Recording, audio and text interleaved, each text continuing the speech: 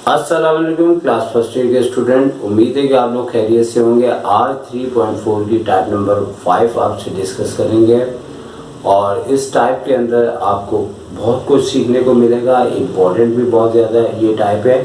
तो चलते हैं पहले इस टाइप को कैसे एनालाइज करेंगे। तो एक्सरसाइज 3.4 टाइप नंबर 5 है आपके पास और यहाँ पे 17 और 18 2 क्वेश्चंस दिए हैं और एक एग्जाम्पल भी है। और अगर चाहें तो एक और एक्स्ट्रा एक आसान सा क्वेश्चन भी आपको दे रहे हैं। अगर कोई भी टीचर अपनी तरफ से क्वेश्चन बनाएगा तो इस तरीके से भी दे सकता है, जो कि काफ़ी सॉल्व करने में आसानी रहेगी आपको। और सबसे पहले इस टाइप के अंदर असल में पहचान ये है कि 4 अदर इसके ब्रैकेट्स होते हैं और हमें दो ब्रैकेट्स को आपस में मल्टीप्लाई करना होता है और इस तरीके से कि उसका डिफरेंस बिल्कुल सेम आए। तो उसके लिए हमने यहाँ पे कुछ करके रखा है आपके लिए ताकि आपको आसानी से बता दें। अगर सबसे पहले इस एक्स्ट्रा क्वेश्चन के बारे में बात करें तो हमें करना ये कि जो कांस्टेंट नंबर है दो ब्रैकेट्स के हमें इस तरह से लिख के देखने हैं कि हमें ये इल्म हो जाए कि दोनों का डिफरेंस जो है हमारा बिल्कुल सेम आता है। जैसे -2 और +1 का अगर हम डिफरेंस देखते हैं तो -1 आता है। इसका मतलब है कि इन दो ब्रैकेट्स को आपस में मल्टीप्लाई उस सूरत में किया जाएगा कि अगले दोनों बकिया ब्रैकेट्स का कांस्टेंट का डिफरेंस भी बिल्कुल उसी तरह से आए। अब जैसे कि यहाँ पे भी डिफरेंस -1 आ रहा है, जो कि -2 और 1 का डिफरेंस लेने पे, और +3 और -4 का भी डिफरेंस -1 आ रहा है। दोनों एक जैसे आए और हमने इनको राइट क्लिक किया। और राइट क्लिक करने का मतलब ये है कि ये बिल्कुल सही हमने ऑब्जर्वेशन की और ये दोनों ब्रैकेट्स थोड़ी देर के बाद हम आपको इसे सॉल्व करके बताएंगे, तो फिर आपको और मज़ीद ज़्यादा इसको समझने में आसानी होगी। लेकिन ये इसकी बिगनिंग प्लानिंग है जो आपने करनी है। और अगर हम इन दो नंबर्स को लेते तो और इन दो नंबर्स को लेते तो इनका डिफरेंस सेम नहीं आना था, क्योंकि -2 + 3 आपके पास अगर हम जहन में करें तो -2 + 3 प्लस का 1 आता है और इसी तरह +1 और -4 का डिफरेंस, यानी दोनों को लिखने पे -3 आता है। दोनों डिफरेंट होते हैं। तो इस तरीके से आप इससे एक मखसूस हिस्से पे पहुंचने के बाद आपको अपनी गलती इल्म होगी और अगर स्टार्टिंग में अगर आप इसे चेक करेंगे तो आप इस चीज़ से बच जाएंगे। और इसी तरह कुछ ऊपर क्वेश्चंस दिए गए, जैसे अगर हम -9 को, अब जैसे कि ये दोनों वाले एक साथ लिखे थे और सेटिस्फाई हो गए, लेकिन इस बार -9 के साथ हम +3 लिखेंगे और -7 के साथ +1 लिखेंगे तो हमारे दोनों के डिफरेंस -6 आ रहे हैं। दोनों के डिफरेंस -6 आ रहे हैं, जो इस बात का पहचान है कि ये दोनों करेक्ट है। तो इसका मतलब है ये वाला ब्रैकेट और ये वाला ब्रैकेट आपस में मल्टीप्लाई होंगे, जो बार बार कह रहा हूँ, थोड़ी देर के बाद मैं बताऊंगा। और इन दोनों को भी मल्टीप्लाई करना होगा एक साथ। और अगर हम 17 को भी देख लें, यहाँ पे हमें +6 के साथ -2 को लेते हुए +4 आएगा और x +1 यानी +1 और +3 को ऐड करते हुए +4 आएगा। तो ये दोनों एक जैसे आएंगे और इसके बाद हम ये कंफर्म कर लेंगे कि कौन कौन से जो 4 ब्रैकेट्स में से हम 2 ब्रैकेट करके आपस में मल्टीप्लाई करेंगे। बुनियादी तौर पे ये अगर पोजीशन नहीं करेंगे तो हमारा ये क्वेश्चन सिंथेटिक या रिमाइंडर थ्योरम से होगा, जो कि अच्छा खासा मुश्किल और मेहनत तलब हो जाएगा। हो सकता है कि हम अपने एग्ज़ाम के अंदर अपना इतना ज़्यादा टाइम यूज़ कर लें कि हमारा बकिया क्वेश्चन हम करने से कासिर रह जाए। कासिर मीन्स कि नाकाम हो जाए। इसलिए बेहतर है कि जो एडवाइस आपको बुक वालों ने बताई है कि आप इन क्वेश्चंस को सपोज करके किया करें तो वो ज़्यादा बेहतर है। विदाउट सपोज कुछ क्वेश्चन आसानी से हो जाते हैं, कुछ बड़ी ही ज़्यादा परेशानी में आपको मुब्तला कर देते हैं। एक टीचर भी इतनी आसानी से नहीं कर सकेगा अगर विदाउट सपोज का आप उसे टारगेट देंगे। तो चलते हैं, अब इसे करना कैसे है तो आपको एक एक्स्ट्रा क्वेश्चन हम समझाते हैं। बुक के दोनों क्वेश्चन, बुक के पीछे जो भी आंसर लिखा होता है वो आप लोग करेंगे और आप सारे, वो भी और आप भी सारे मिलके करेंगे और जितने भी देख रहे हैं सारी करेंगे। तो चलते हैं फिर।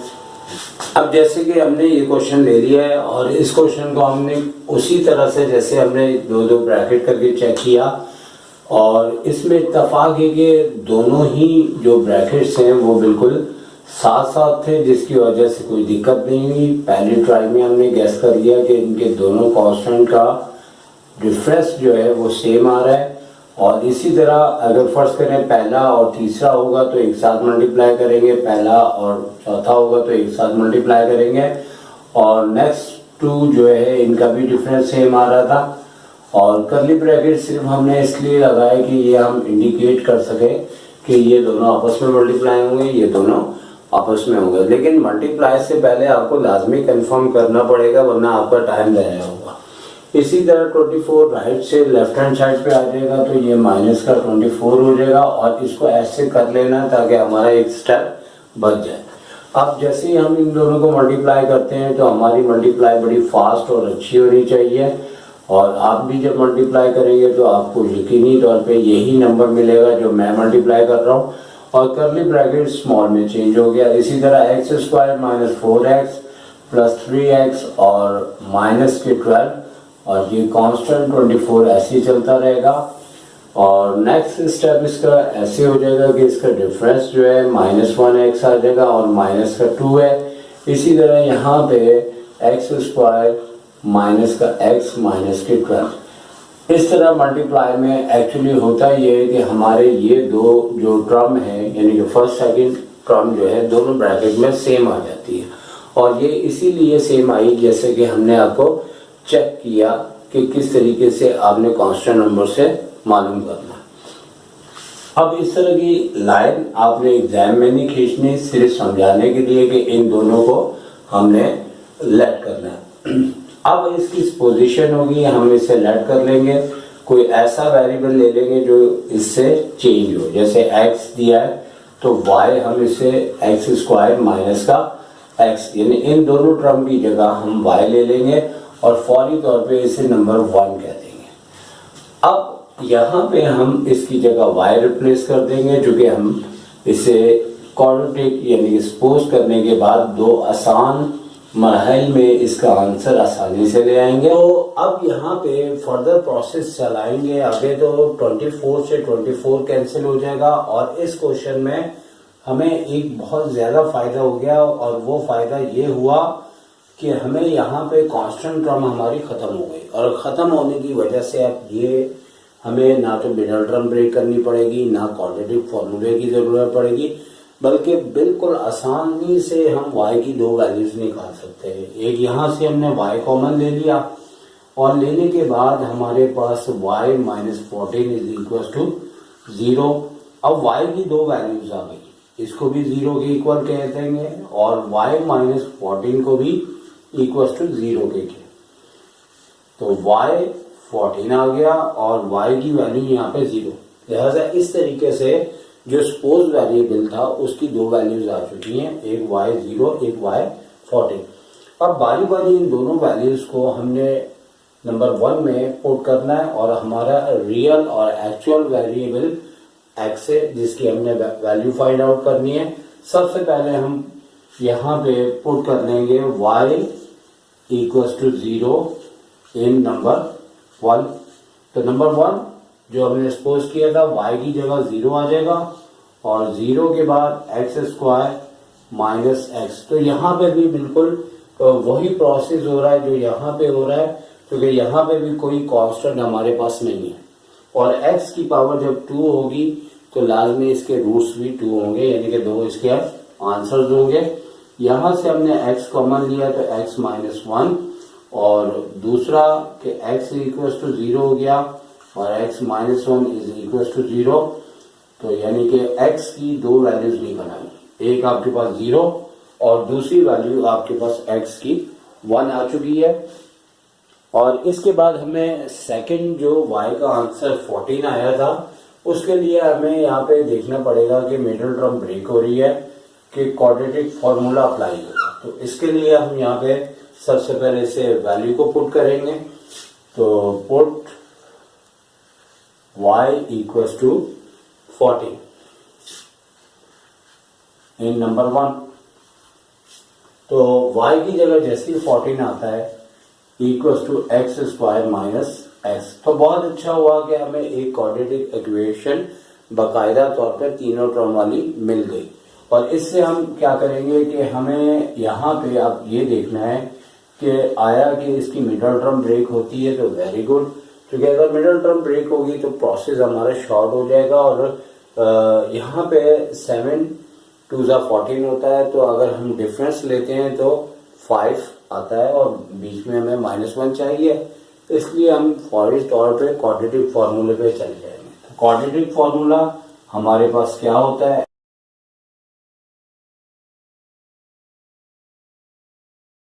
यहाँ पे नोट कर लेते हैं कि ए हमारे पास क्या है। तो ए हमारे पास यहाँ पे 1, बी जो है वो -1 और सी जो है वो -14 है।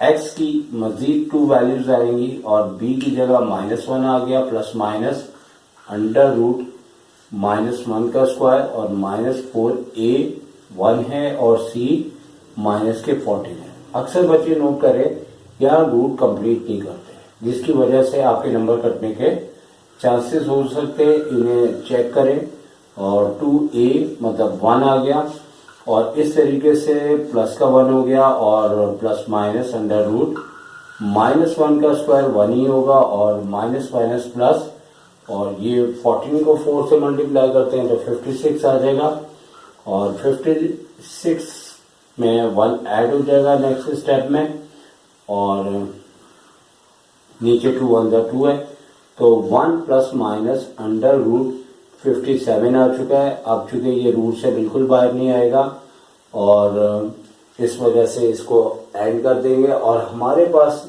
4 सोल्यूशन सेट आ जाएंगे, एक 0 एक 1 और 2 ये रहे, ठीक है। और वैसे भी अगर हम इस इक्वेशन को मल्टीप्लाई करते तो x की पावर 4 आती और जितनी पावर आएगी उतनी ही उसके आंसर्स होंगे।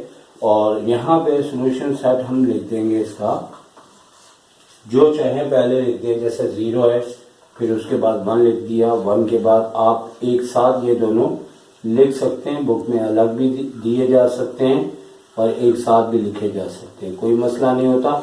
इस तरीके से ये आंसर आ चुका है।